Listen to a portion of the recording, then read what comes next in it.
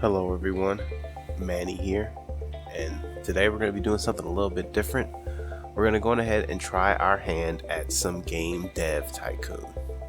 This is a Steam game, kind of like a clicking simulator, but it's pretty deep. It's a lot deeper than I realized it was going to be, and there's a good bit of strategy involved in it too. And we at Face Corp enjoy our heavy action games, but at the same time, we like to stimulate the mind too, so let's give it a shot. We're gonna do 35 years. Now we can go past that if the game is interesting, but this just kind of regulates how technology comes out. So we're gonna go with that. Face games, Manny faces. So let's go ahead and get started. Okay, I am gonna keep my hints because if not, the game drags, and I really don't want this series to drag. Alright, so let's get our first game. Okay, we have Virtual Pet. Oh man, do we have Virtual Pet? That's something good. We can do something with that a little bit later. But first, I think let's make... we could make ourselves a sports... Maybe a sports simulator? Nah, we'll save our simulator. Let's go with Dungeon Adventure. Or maybe Dungeon RPG. Let's go Dungeon Adventure. Okay, and while the G64 or the Commodore 64 is up, I think I'm gonna go with PC. If you play this game, you kind of know something strange about PC, which I thought was just awesome. Now for me, we're going with 2D graphics because I don't really want to mess with some text-based right now. Okay, now these are the hints. Basically they just tell me kind of what the game wants. But that being said, I still don't quite understand because like this has one negative, but this has two negatives, so maybe a little bit of gameplay. Yeah, what I've been trying to do is kind of line it up to the color box. Alright, let's see how we did. And we're getting tons of research from this. Okay, so we know we need dialogues. For an adventure game, we might need artificial intelligence, but I'm thinking I'm probably gonna go with my, go with my level design. Now see, even though I have hints, yeah, that looks good. Even though I have hints, I don't have all the hints, so there's still some guesswork to be had with it. That technology score I do not like, but we'll just pump our graphics, and world design might be important. Let's just pump our graphics, pump our world design. No sound. It's just this like negligible sound. Oh man, we didn't even name our game. Well, let's just see how it does. So we're gonna work our bugs out. We might get a few more, but I guess we should just consider this our game jam. Well, we'll make it, but we probably won't. Actually, no, we're gonna have to release it. Oh well, game one. So how'd it do? 14-9 is actually pretty damn good for your first game. Watch game one is like a huge seller. Well, that's good then. That means we can make game 2 a little bit later. I'm sorry. I'm going to make sure I name the games from now on. Okay, so you get a little bit of a break. So what we can do, we got some research points. So we could research a new topic. That might be smart. Ooh, post-apocalyptic. Man, well, thank you, game. Okay. And we'll just wait for our game to come out. So game number 1 came in. Oh man, I slipped. Oh look, it was sucked. The name says it all. Yeah, that it was game number 1. Tell me about it. Oh shit, Game Hero, you weren't a jerk today. Yeah, it probably could have been a lot better, but honestly, that's actually gonna do us pretty well. See, the problem is we had spent a decent bit of money on game 1. Alright, that's not bad. 36 in the charts. Game number 1 sold 6,273 units in its first week on the market. Hey, that's not bad, man. Trust me, I've had worse. Oh wow, we got 35 fans. Awesome, man. And then we just wait. Okay, so now we have post-apocalyptic research. We need to generate a game report now on game 1. We just made it at a game jam, you know, me and the homies. It wasn't really anything big, but apparently it was an internet sensation. Or no, excuse me, a BBS sensation. If you guys know what I'm talking about. Alright, so the game report says our post-release analysis of game 1 is complete and we got the following results. Dungeon and adventure is an okay combination. World design seems to be very important. Yeah, we did that, man. We did that. So it probably was what came with world design. Alright, so we made a little bit of money. We made about 40,000, I think. So let's make a new game.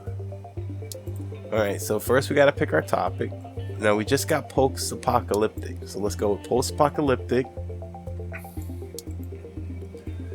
And we're gonna go RPG. Yeah, let's go post-apocalyptic RPG. And we're gonna call it Faceland. Yeah. And I'm going for PC. I'm going for PC. PC in this game is just... it's very promising. Very promising. Okay, 2D graphics. I like it. Alright, so story and quest. Big. Gameplay. Well, for your RPGs, would you want some gameplay? I'm thinking maybe some gameplay. Probably no engine. See, this is probably where we're gonna fail. But that's okay, you see. The failures are good too, because you learn things. What we're really just trying to do is not make it at like year 10. Alright, so we got some tips here. Shit, I'll go with no artificial intelligence. Yeah, I'll go with no. And with this is the time allocation, so see how he's gonna spend a little bit more time. Okay, so your games don't stay on the market forever. I believe they get sold and then like GameStop gets all the rest of the copies or something. So at this point we sold 6,000 units, or roughly, and we generate about 113,000 in sales, which is pretty damn good, man. Alright, come on, young manny. Them dialogues got you stressed. Maybe you need to read a book. Industry news. Recent market suggests that the Govador G64 is steadily outselling the competitors of the PC sector. Consumers prefer the low price, great availability, and the flexible hardware. Yeah, I was just watching something on LGR and he was trying to make something a little similar to that. Experts say this might spell the end of competing hardware manufacturers. Not likely, says my DeLorean sitting underneath the tarp back here. Okay, so world design. Hear me out. I think that sound might be more important than graphics. I could be wrong though. Let's go with that. Man, it's so hard to know. Like, you try to think about the games that you play and what you would think would be important to you, but it ends up not being that important. But that's okay. Come on, can we get at least like a technology bump? Oh wow. So how'd we do? Oh, we got a new record in tech, so that's not too bad. And this is our experience on the... oh wow, we got a good bit for that. And dialogues. This is our experience. I can just speed that up. That we gain in like these areas of programming. Alright, let's release Faceland. Hopefully it doesn't suck. It had a pretty decent score. Alright, come on, man. Don't hate. Oh, they're gonna hate. You liked it, Star Games. That's important. It has its moments. Yeah, figures. Quirky but good. I guess it's gonna be us for year 10, man. We're gonna make it's gonna be year 10. Oh, poor Manny. According to rumors, the Japanese company Nintendo is planning to launch its very own home console. Nintendo is widely known for Donkey Kong. Man, you guys made these things really hard to decipher. Alright, we'll have to think about what the NES can do for us, but we might have taken a hit on Faceland, man. Generate the game report and see why it sucked. That's about the only thing we can do. And get some good research points. These are really important. So what happened with Faceland? Graphics seem to be quite important, so alright, so it was at the end we failed.